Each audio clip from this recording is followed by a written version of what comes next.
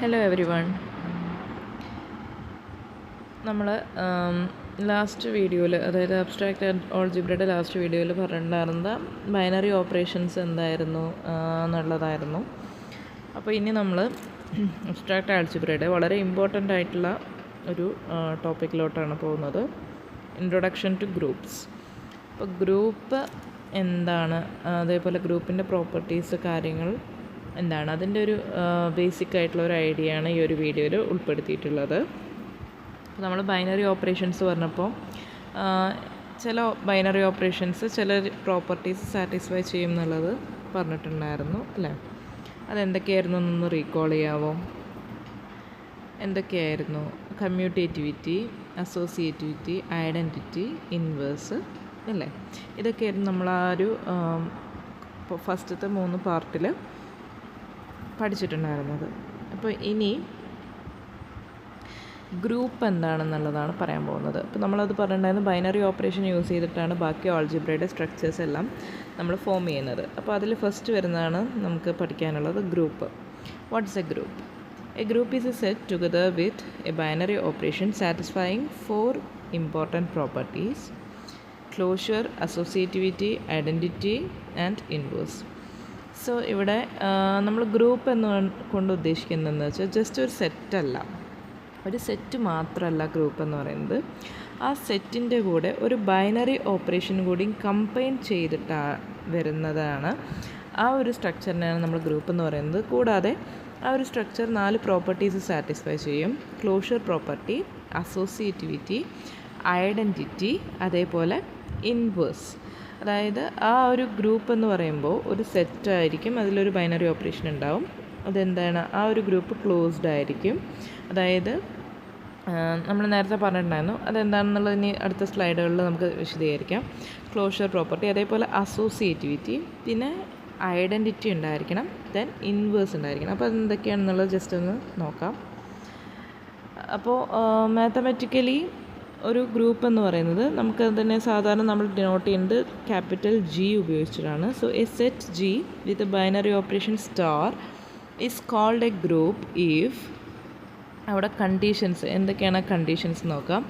A star B belongs to G, അതായത് എയും ബിയും ജിയിലെ എലമെൻറ്റ്സ് ആണെങ്കിൽ A സ്റ്റാർ B എവിടെ ഉണ്ടായിരിക്കും? ജിയിലുണ്ടായിരിക്കും. അതാണ് നമ്മൾ ക്ലോഷർ പ്രോപ്പർട്ടി കൊണ്ട് ഉദ്ദേശിക്കുന്നത്. അതേപോലെ തന്നെ നമ്മുടെ അസോസിയേറ്റിവിറ്റി പറഞ്ഞു കഴിഞ്ഞാൽ എന്തായിരുന്നു? A star B star C is equal to A star B star C. അതാണ് അവിടെ നമ്മൾ ഉദ്ദേശിക്കുന്നത് കേട്ടോ, അസോസിയേറ്റിവിറ്റി കൊണ്ട്. A star B star C equal to A star B star C. ഇത് സാറ്റിസ്ഫൈ ചെയ്യണം. അതേപോലെ തന്നെ A star E equal to E star A equal to A, identity element exist ചെയ്യണം. Then A star A inverse equal to A inverse star A equal to E. അപ്പോൾ ഏതൊരു element ജിയിലെ choose ചെയ്താലും അതിനൊരു inverse exist ചെയ്യണം. അപ്പോൾ ഇത്രയും കാര്യങ്ങളാണ് നമുക്ക് അതിൽ ഇത്രയും കാര്യങ്ങൾ സാറ്റിസ്ഫൈ ചെയ്യുകയാണെങ്കിൽ നമ്മൾക്ക് എന്ത് പറയാം? സെറ്റ് G എന്ന് പറയുന്നത് ഒരു ഗ്രൂപ്പാണെന്ന് പറയാം.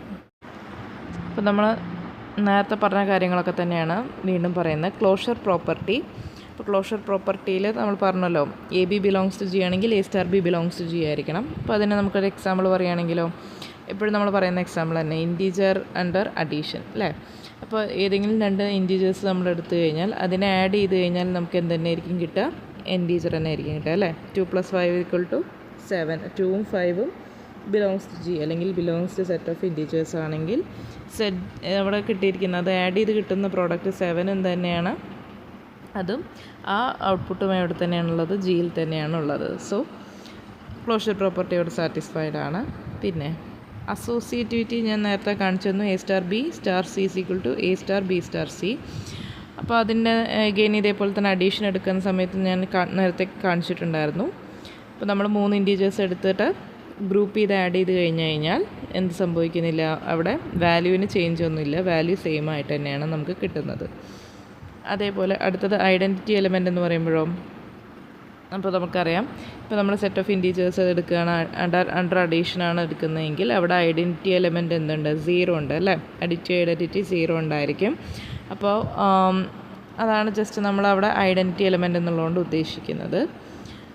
പിന്നെ മൾട്ടിപ്ലിക്കേഷൻ്റെ കേസിലാണെങ്കിൽ 1 ഉണ്ടായിരിക്കും. അതേപോലെ അടുത്ത ഇൻവേഴ്സ് എലമെൻ്റ് എന്ന് പറഞ്ഞു കഴിഞ്ഞാൽ എന്താണ്, A star A inverse equal to A inverse star A equal to E അല്ലേ. അപ്പോൾ ഇപ്പോൾ നമ്മൾ 5ൻ്റെ ഇൻവേഴ്സ് അണ്ടർ അഡീഷനിലാണെങ്കിൽ അഡിറ്റീവ് ഇൻവേഴ്സ് ഓഫ് 5 എന്ന് പറയുന്നത് എന്താണ്, -5 അല്ലേ. 5ൻ്റെ കൂടെ -5 ചേർക്കുമ്പോഴാണ് നമുക്ക് എന്ത് കിട്ടുന്നത്, അഡിറ്റീവ് ഐഡൻറ്റിറ്റി ആയിട്ടുള്ള 0 കിട്ടുന്നത്. ഇനി നമുക്ക് ഗ്രൂപ്പിൻ്റെ എക്സാമ്പിൾ നോക്കി നോക്കാം. ഇപ്പോൾ പറഞ്ഞല്ലോ, ഒരു സെറ്റ് വിത്ത് ബൈനറി ഓപ്പറേഷൻ ഗ്രൂപ്പാണെന്ന് പറയുകയാണെങ്കിൽ ആ 4 കണ്ടീഷൻസ് സാറ്റിസ്ഫൈ ചെയ്യണം. അപ്പോൾ ഇവിടെ നോക്കുക, integers under addition, set of integers under addition ഗ്രൂപ്പാണോ എന്നുള്ളതാണ് നോക്കുന്നത്. അപ്പോൾ അതിനെ നമ്മൾ സെറ്റ് പ്ലസ് എന്നാണ് ഡിനോട്ട് ചെയ്യുക.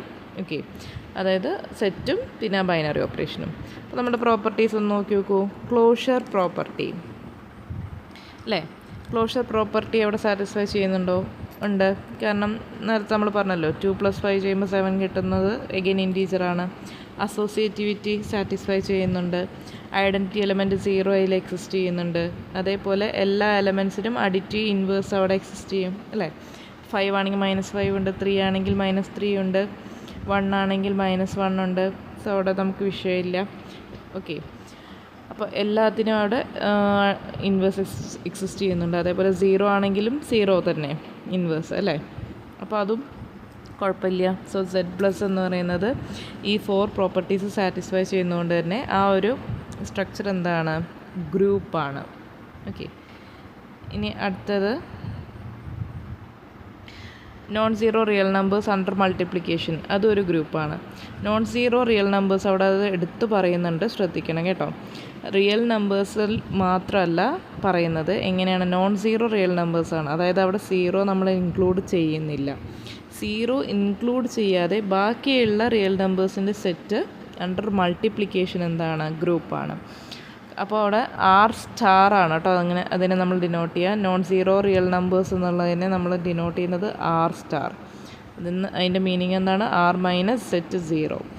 അപ്പോൾ R* ഇൻറ്റു, കണ്ടോ, സെറ്റ് R* ഇൻറ്റു എന്ന് പറയുന്നത് ആ ഒരു സ്ട്രക്ചർ എങ്ങനെയാണ്, എന്തൊക്കെ സാറ്റിസ്ഫൈ ചെയ്യുന്നുണ്ട്, ക്ലോസ്ഡ് ആണ്. ക്ലോസ്ഡ് ആണെന്നുള്ളത് എങ്ങനെയാണ് പറയാൻ പറ്റുക നമുക്ക്.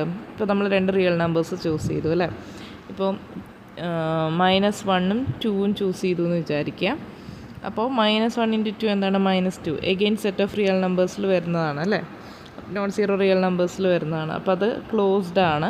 പിന്നെ അസോസിയേറ്റിവിറ്റി, അപ്പോൾ നമുക്കറിയാം 2 × 3 × 4 എന്തായിരിക്കും, 2 × 3 6, 6 × 4 24. അതേപോലെ തന്നെ 2 × 3 × 4, അപ്പോൾ 3 × 4 12, അതിൽ കൂടെ 2 മൾട്ടിപ്ലൈ ചെയ്താലും 24 തന്നെ കിട്ടുന്നത്. സോ അസോസിയേറ്റിവിറ്റി അവിടെ സാറ്റിസ്ഫൈഡ് ആണ്. പിന്നെ എന്താണുള്ളത്, ഐഡൻറ്റിറ്റി 1 എക്സിസ്റ്റ് ചെയ്യുന്നുണ്ട് അല്ലേ. റിയൽ നമ്പേഴ്സാണ്, 1 റിയൽ നമ്പർ ആയതുകൊണ്ട് തന്നെ അതിൽ എക്സിസ്റ്റ് ചെയ്യുന്നുണ്ട്. അപ്പോൾ അതെന്താണ്, മൾട്ടിപ്ലിക്കേറ്റീവ് ഐഡൻറ്റിറ്റി ഉണ്ട്. പിന്നെ എല്ലാ നോൺ സീറോ റിയൽ നമ്പേഴ്സിനും എന്ത് എക്സിസ്റ്റ് ചെയ്യും, അതിൻ്റെ റെസിപ്രോക്കൽ എക്സിസ്റ്റ് ചെയ്യും. അതുകൊണ്ട് തന്നെ അവിടെ എന്തുണ്ട്, ഇൻവേഴ്സ് ഉണ്ട്. ഇപ്പോൾ 2 ആണെങ്കിൽ 1/2, 2 × 1/2 1 കിട്ടും നമുക്ക് അല്ലേ. അതേപോലെ 5 ആണെങ്കിൽ 1/5ഉം ഒരു റിയൽ നമ്പർ തന്നെയാണ്. അപ്പോൾ അവിടെ എന്തുണ്ട്, ഇൻവേഴ്സ് എക്സിസ്റ്റ് ചെയ്യുന്നതുകൊണ്ട് തന്നെ ഈ ഒരു സെറ്റ് എന്ന് പറയുന്നത് എന്തായിരിക്കും, നമുക്കൊരു ഗ്രൂപ്പായിട്ട് അല്ലേ. R* ഇൻറ്റു എന്ന് പറയുന്നത് എന്താണ്, ഒരു ഗ്രൂപ്പാണ്.